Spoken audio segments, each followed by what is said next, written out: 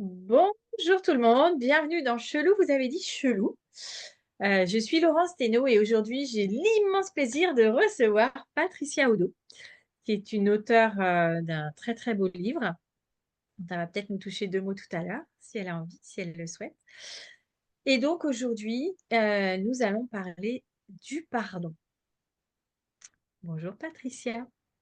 Bonjour Laurence, je te remercie de ton invitation.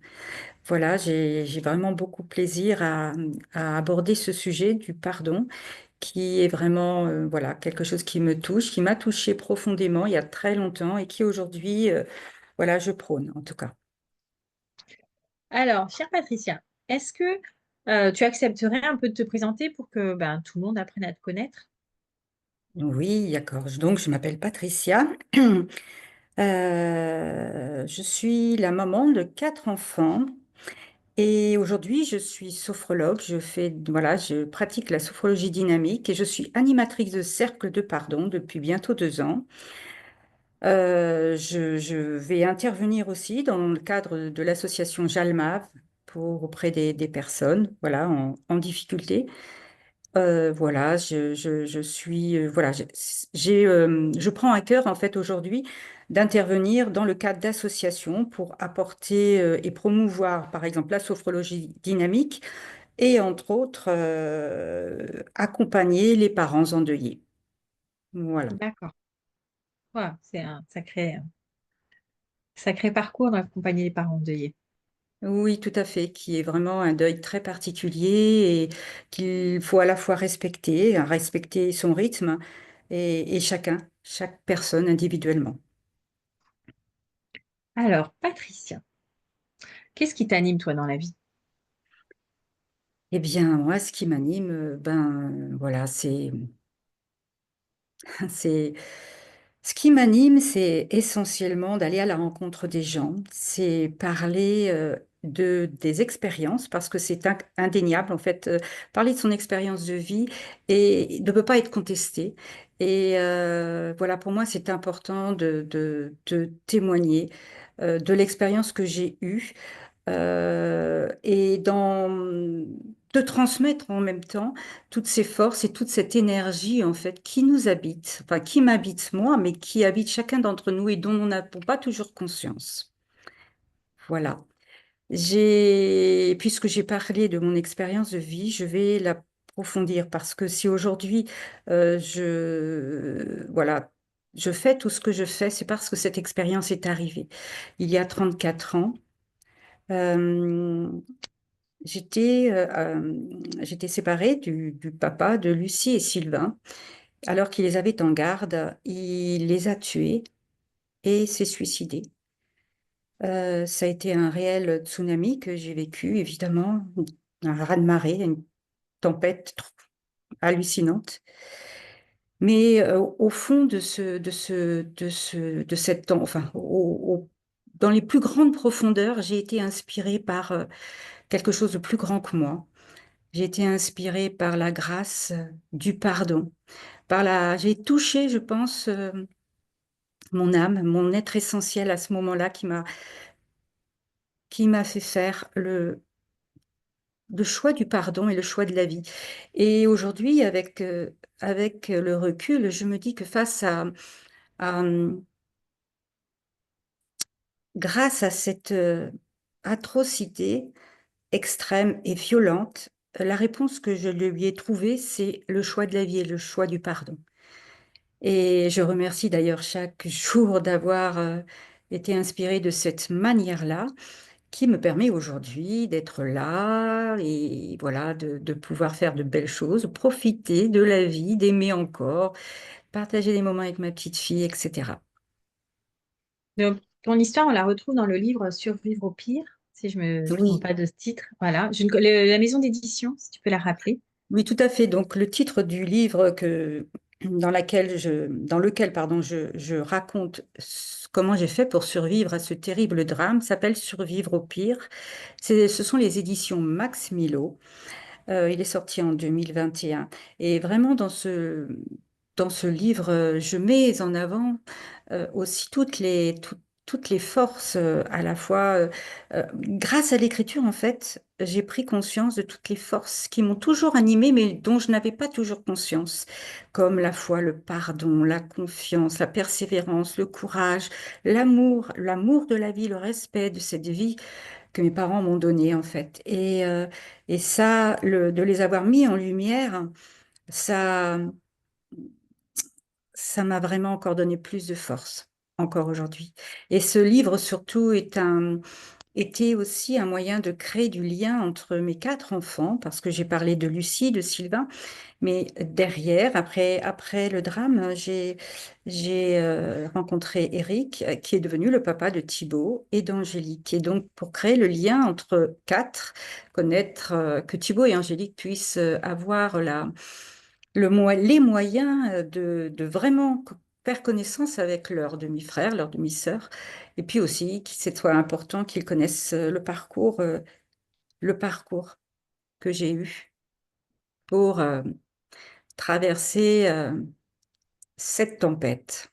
Cette tempête est arrivée là où tu en es, c'est-à-dire Et arriver surtout là où j'en suis, parce que justement, j'évoque tout ça, toute la sophrologie, et aujourd'hui, voilà, je suis animatrice de cercle de pardon, et pour moi, le pardon, alors voilà, on en c'est vient là au qu'on pardon. en arrive au pardon. Et au pardon. Pour moi, le pardon, c'est vraiment... alors, le pardon est très incompris, en fait. Donc, euh, il est souvent interprété, c'est-à-dire c'est un cadeau qu'on fait à l'autre, c'est un signe de faiblesse, c'est religieux, c'est voilà tout plein d'interprétations, alors que le pardon est vraiment le plus beau cadeau qu'on puisse se faire. C'est vraiment laver son cœur de tous nos ressentiments, notre violence, la violence que une situation peut nous faire vivre en fait. Et voilà, le pardon, c'est vraiment un processus pour moi puissant et simple à la fois. C'est dans la simplicité que voilà je trouve qu'il est vraiment puissant parce qu'il est simple également. Donc, je peux brièvement raconter l'histoire de ces cercles de pardon parce que c'est important Bien de sûr. connaître d'où ça vient. Euh, Olivier Clerc, qui a créé le premier cercle en 2012 en France, est traducteur des catacores toltèques et il est allé rencontrer Don Miguel Ruiz qui lui a fait vivre un processus autour du pardon qui a changé sa vie. Et donc en 2012 est créé le premier cercle de pardon. Moi j'ai pris contact avec eux, j'ai assisté à des cercles et puis j'ai souhaité en fait animer des cercles parce que ça avait du sens pour moi et puis qui mieux que moi voilà pouvait aussi avec l'expérience que j'ai d'animer des cercles et c'est ce qui se passe et c'est vraiment des moments vraiment uniques et privilégiés à chaque fois parce que les gens sont différents viennent et moi également le jour de la rencontre je suis différente à chaque fois et c'est toujours des moments privilégiés. Et pour les avoir vécus avec Olivier Clerc, c'est vrai que c'est quelque chose de merveilleux. Ah, tu as connu, Moi, oui, j'ai vécu en fait en 2015 avec les suites des attentats en fait. d'accord. Et c'est vrai que c'est quelque chose, on s'attend pas, en fait, on s'attend à quelque chose sans s'y attendre. On ne sait pas comment Mhm. ça va arriver, mais c'est là. Et c'est vraiment un cadeau précieux qui nous est posé entre les mains, en fait, Mhm. ce pardon. Voilà. Et Et c'est pour c'est ça que c'est un sujet, moi, qui m'anime et trouver quelqu'un qui veuille bien en parler, c'est pas évident. Donc, je suis oui, super contente de t'avoir rencontré pour que justement tu puisses expliquer aux gens vraiment comment ça se matérialise, parce qu'on arrive avec nos blessures, hein, bien sûr, au voilà, on moment arrive du avec nos blessures, cercle. mais on est absolument pas, c'est pas nécessaire de raconter pourquoi on est là. On est là parce que pardon nous touche aujourd'hui, mais on n'est pas là pour raconter pourquoi il nous touche. Et c'est là où c'est bien, c'est que c'est pas, c'est juste là. Et après, nous allons, en fait, après, lors de ce cercle, il y a des exercices qui sont proposés. Et des exercices d'une telle simplicité qu'on a oublié, qu'on ne fait plus, et Mm. qui sont mais tellement une reconnexion à soi et à l'autre, et aux autres, et à plus grand que soi d'ailleurs même que bah voilà, quand on ressort, on n'est jamais le même. Et c'est ça qui est bien. Et on peut, voilà, c'est ça qui est bien, c'est qu'on ressort avec une transformation intérieure, petite peut-être, mais déjà, elle est là. Et c'est ça qui est Alors, cool. oui, C'est la parce que graine qui a été semée. c'est totalement ça. Et puis la graine, si petite soit-elle, voilà, elle est quand même bien présente et on ressort de ces cercles apaisés. Il faut aussi, c'est quelque chose d'important à dire, c'est qu'on ressort apaisé. C'est ça. C'est ça. On en ressort apaisé. Et comme moi, on s'oublie pas. En fait, les gens, moi, je sais que j'ai déjà animé quelques cercles. Plusieurs même, eh bien, on n'oublie pas les gens qui ont été présents. Et eux n'oublient pas. Et de temps en temps, on m'envoie des petits messages, même s'ils n'assistent pas au cercle, mais pensent y revenir, en tout cas un jour ou l'autre. Mais en tout cas, on garde contact parce que c'est vrai que c'est un moment qu'on a vécu ensemble, unique, et aussi bien moi que les personnes présentes, en fait. C'est là où c'est puissant et voilà. Et donc le prochain, bah voilà, le prochain est prévu le 24 novembre près de Chartres à 10 heures, hein, c'est un dimanche. Et j'essaye d'animer une fois par mois en fait un cercle autour de Chartres. Et voilà, c'est important pour moi. Voilà. Tu en Je peux pas organises? passer. Oui, Pardon. Tu en organises aussi en distanciel ou pas du tout? non, du tout. Non. Non, je préfère la présence. Il y a les exercices qui sont proposés ne peuvent pas être faits en, En en distanciel. distance, c'est pas possible. Je sais pas, voilà, c'est des exercices vraiment de rencontre de personnes, de deux personnes ou de plusieurs, bien sûr. Donc, non, c'est toujours en présence. Et donc, il y a d'autres animateurs, hein, si nous allons sur le cycle, sur le site cerclepardon.fr, on peut trouver la liste de tous les animateurs, en fait, qui interviennent dans les départements. Voilà, dans les départements. Et voilà, donc on peut après prendre contact avec la personne qui anime le cercle et puis ça se fait. Mais en Eure-et-Loire, c'est vrai que pour l'instant, je suis la seule. J'espère que d'autres viendront Les à se ouvrir. former, pourquoi pas. Parce que c'est vrai il y a un réel besoin, quoi. Il y a un réel Oui, besoin de pardon, parce que derrière le pardon, c'est vraiment l'ouverture à l'amour, l'ouverture du cœur à l'amour, à plus grand que soi. Enfin bon, et ça, voilà, dans le monde dans lequel on vit, il est vraiment indispensable, en tout cas, d'évoquer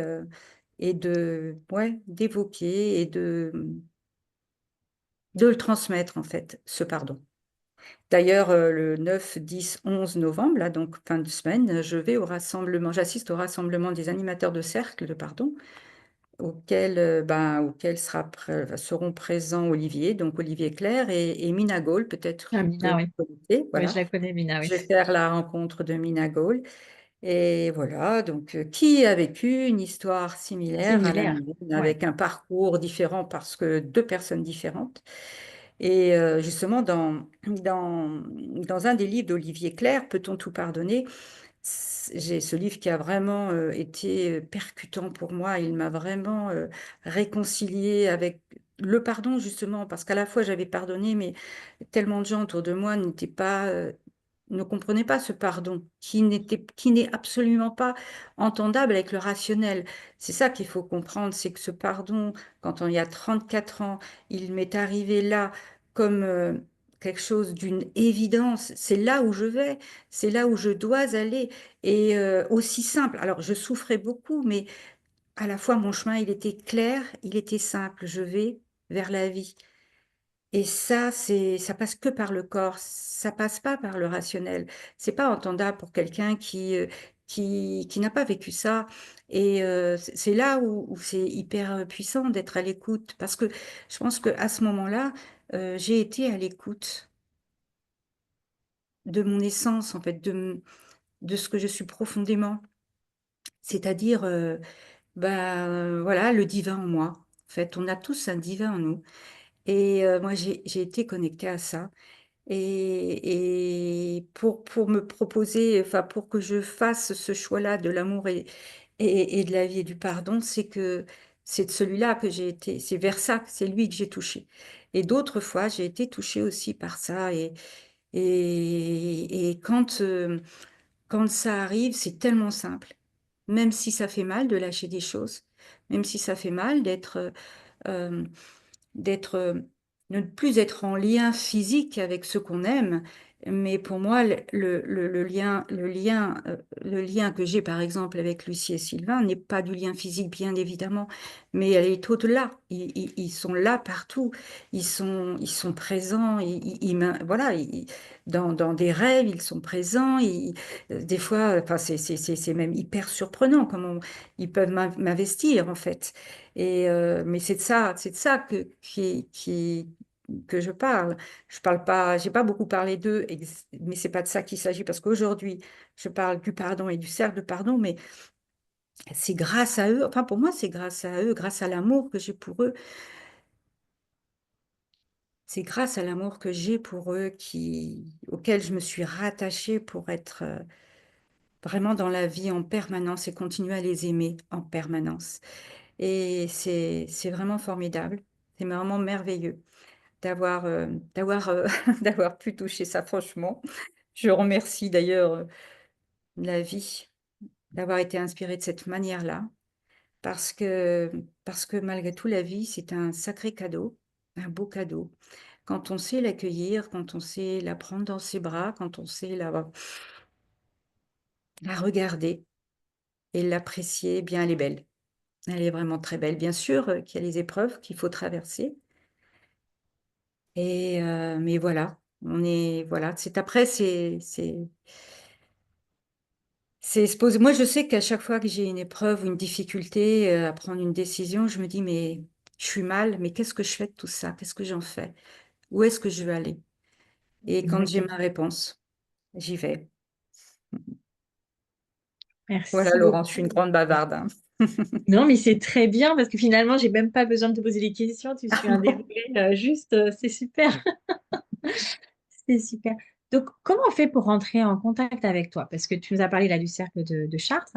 Comment on fait pour rentrer, Et pour se dire, écoute, je vais moi, participer? voilà, moi, voilà, je suis sur Facebook. J'ai pas de site internet. En tout cas, c'est pas créé encore. J'y pensais, mais je l'ai pas encore fait. Après, j'ai une adresse mail, hein, et puis un numéro de téléphone. C'est les seuls moyens qu'on a de rentrer en contact avec moi, mais par Facebook essentiellement. Et voilà, c'est les seuls liens que j'ai. J'ai pas de site D'accord. internet, mais peut-être un jour, si si je m'y attelle, on va dire. Alors, avant de quitter, alors, c'est pas nécessairement en lien avec le pardon.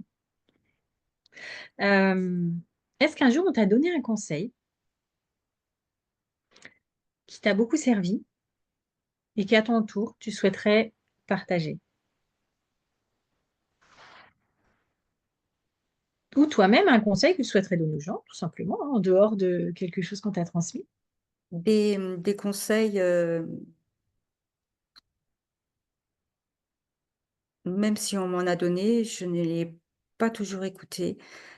Heu, je pense que c'est l'expérience, en fait. C'est l'expérience qui fait que c'est l'expérience qui a fait que j'ai réussi à transcender cette épreuve. C'est l'expérience. Parce que j'ai vécu ça, je vais dire, bah, ça me plaît pas.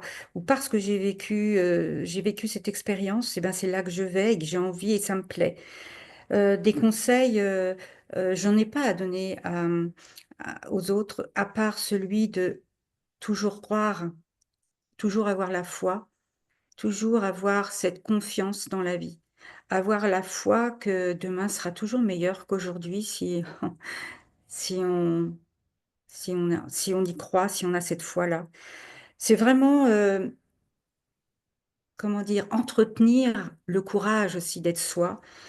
Euh, Quand on est perdu, ben, essayer voilà, de se retrouver le plus vite possible. Parce que, parce que se perdre, c'est perdre ses valeurs, c'est perdre son ancrage.